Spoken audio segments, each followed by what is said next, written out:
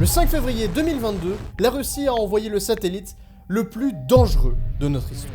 Car seulement quelques jours plus tard, le 22 février, on a eu ça. J'ai pris la décision d'une opération militaire spéciale et conduira à des conséquences que vous n'avez encore jamais connues.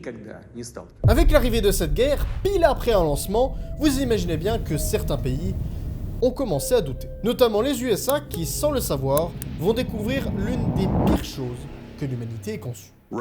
La Russie a annoncé sa volonté de positionner une arme nucléaire anti-satellite en orbite.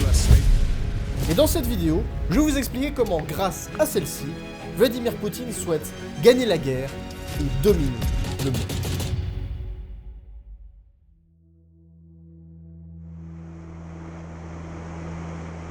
Ce jour-là est le lancement d'un des satellites qui a fait énormément couler d'encre, celui que je vous ai parlé au début de vidéo, le Cosmos 2553.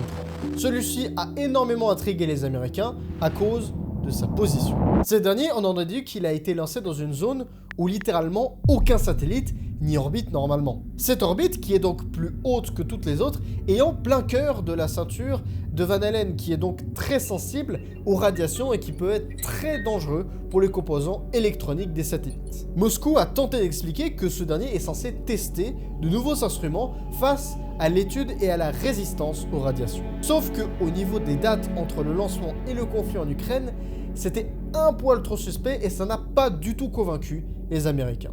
Et c'est donc comme ça qu'ils en ont conclu qu'il pourrait s'agir en réalité d'un satellite qui déploierait des missiles nucléaires depuis l'espace afin de détruire les satellites ennemis. Dans un but évident de brouiller les communications ennemies et de tourner la guerre à leur avantage. La Russie a annoncé sa volonté de positionner une arme nucléaire anti-satellite en orbite. Notre principe directeur est clair. Pour garantir la paix, nous devons être bien préparés aux conflits spatiaux. Si la dissuasion échoue, nous combattrons et gagnerons. Bon, malgré cette hypothèse qui semble plutôt probable au vu du contexte, elle comporte néanmoins pas mal d'ambiguïté. Faire exploser un ou plusieurs satellites, c'est prendre un risque immensément débile de détruire les satellites ennemis et également ses propres satellites. Donc ce serait pas vraiment avantageux, d'autant plus qu'envoyer une charge nucléaire dans l'espace, c'est interdit par le règlement international. Cette interdiction a été imposée par le traité de l'espace de 1967 qui encadre juridiquement l'exploitation de l'espace afin d'éviter une privatisation et une militarisation de l'espace. Le traité de l'espace prévoit justement que l'espace est ouvert à tout le monde, que tout le monde est libre de l'exploiter à partir du moment où il a les moyens d'y aller, et qu'il n'y a aucune raison d'empêcher qui que ce soit de faire ce qu'il a à y faire. Et c'est à peu près tout ce que ça dit. Effectivement, il y a une interdiction qui est très claire, c'est les puissances spatiales ne placeront pas dans l'espace d'armes de destruction massive. Enfin, en tout cas, c'est ce qu'on pensait. Parce qu'en 2024, la Russie va se joindre à la table des négociations de l'ONU et proposer ce que personne ne pouvait imaginer.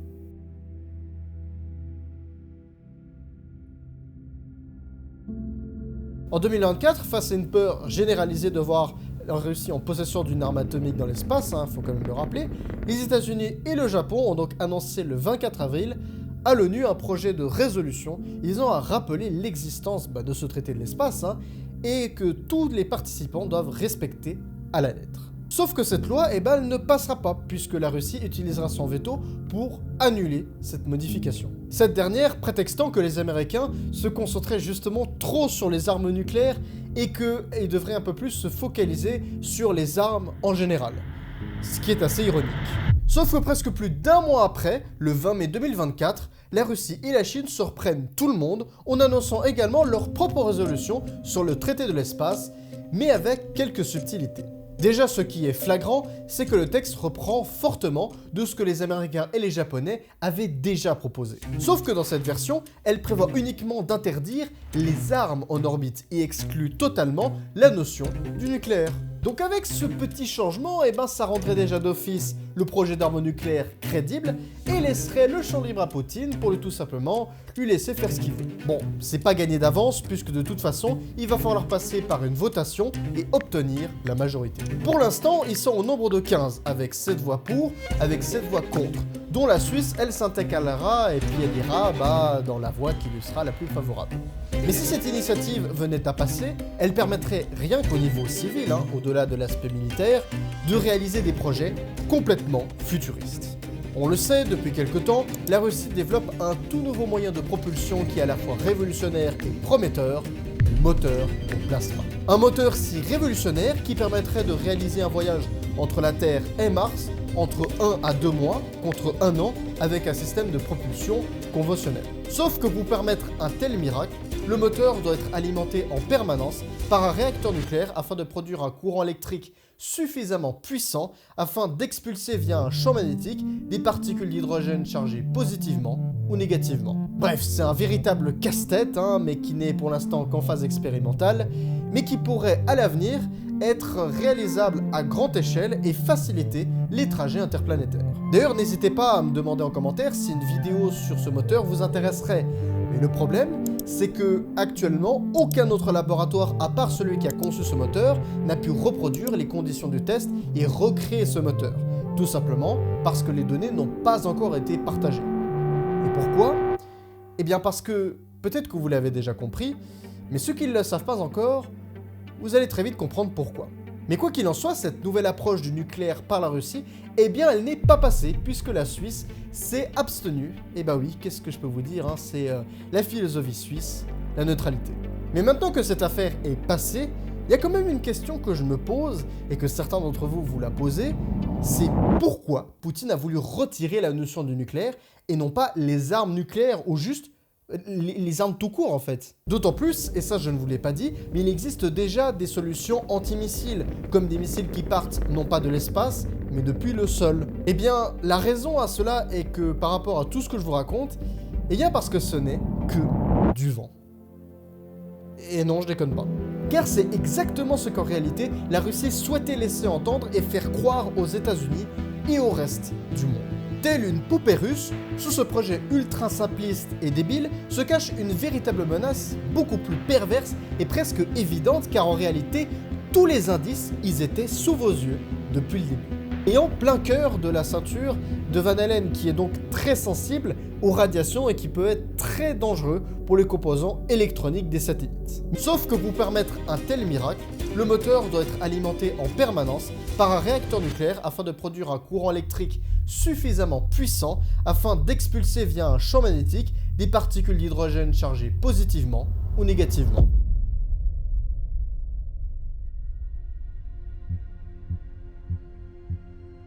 Revenons donc pour une troisième et dernière fois sur le lancement de Cosmos 2553. L'information que je vous ai volontairement cachée, c'est que le satellite ne possédait pas d'ogive nucléaire, mais une maquette factice d'un missile. Du coup, est-ce que je suis un menteur et est-ce que je vous ai menti ? Eh bien non, en réalité, absolument pas. Vous vous souvenez du moteur révolutionnaire dont les données n'ont pas encore été partagées ? Eh bien la raison à cette question, est parce qu'il pourrait s'agir que Cosmos 2553 soit littéralement ce moteur, mais reconverti en une gigantesque bombe nucléaire. Et c'est pas une blague. Contrairement à ce que le Kremlin a souhaité nous faire croire, le satellite en question ne lancerait pas d'ogive nucléaire à proprement parler, mais le satellite serait lui-même l'ogive. Celui-ci, en explosant dans la ceinture de Van Allen, libérait donc ainsi une onde de choc de particules ionisées similaires en tout point avec celles qui sont produites dans le moteur au plasma. Et donc cette onde va ainsi se propager dans toutes les directions et c'est lorsqu'elle vient toucher des satellites que là ça devient beaucoup plus intéressant.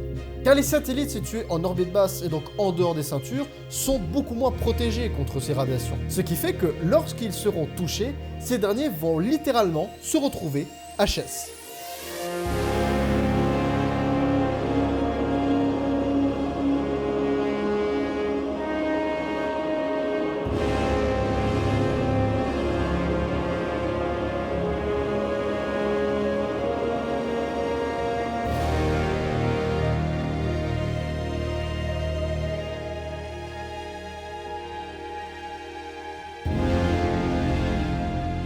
Donc avec cette méthode très redoutable, la Russie peut détruire à n'importe quel moment les satellites ennemis de l'OTAN sans aucun moyen de pouvoir retracer l'origine des pannes qui sont en réalité déguisées en sabotage. C'est juste du pur génie. Et le deuxième effet qui est surtout beaucoup plus pervers, c'est que ça permet également d'éviter l'implication de l'OTAN, puisqu'en effet, on ne saura pas d'où elle provient cette menace. Et pourtant, malgré tout ce que je viens de vous dire, les indices et les suspicions s'accumulent, alors que la guerre de l'informatique et du sabotage spatial avait déjà commencé.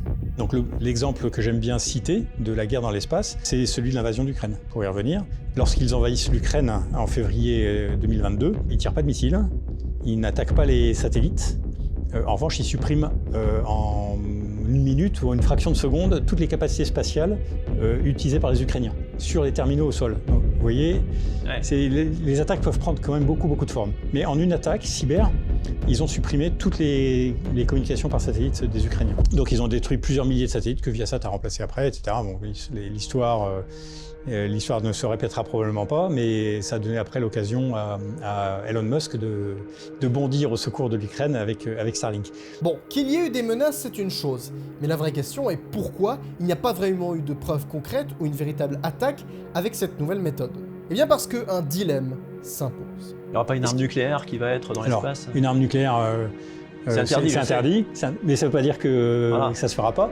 C'était interdit parce que quelqu'un l'a fait. Et donc en 1962, les Américains ont fait une explosion nucléaire en très haute altitude. Donc le but à l'époque, c'était de maximiser les effets à la surface de la Terre. Et là, c'était tellement haut qu'en fait, ils ont pollué, ils ont tué leurs propres satellites. Alors il n'y en avait pas beaucoup à l'époque, c'est passé relativement inaperçu. 1962 ? En 62, oui. L'essai s'appelle Starfish Prime. Et là, aujourd'hui, s'il y a une arme nucléaire aujourd'hui qui explose dans l'espace, probablement les effets seraient les mêmes. Hein. Mais effectivement, une arme nucléaire, ça serait le bon exemple. Quelqu'un fait détonner une arme nucléaire puissante dans l'espace, potentiellement, vous tuez tous les satellites qui sont en orbite à ce moment-là. Tous. Il n'en reste pas un. Et donc, vous avez 13 000, donc du coup 40 000 débris qui orbitent, d'autres pollutions supplémentaires par des particules ionisées, etc. Et vous ne pouvez plus rien envoyer dans l'espace pendant des dizaines d'années. Ça peut arriver ? Ça peut arriver. Donc ce n'est pas seulement un problème pour tout le reste du monde, mais c'est aussi un problème pour la Russie elle-même. Sauf qu'il faut choisir entre avoir une chance de peut-être gagner la guerre mais en perdant absolument tout, soit de ne pas le faire, mais en conservant ce que l'on avait déjà consolidé. Donc maintenant, la seule chose que l'on peut véritablement espérer, c'est que si la Russie souhaite envoyer une charge nucléaire dans l'espace, c'est qu'elle soit utilisée à des fins beaucoup plus éthiques, orientées vers l'exploration et non la destruction. Et je pense que ce qu'il faut en retenir, c'est que ce qui sépare d'une arme à une technologie, c'est ce qui peut se passer dans la tête de celui qui l'utilise.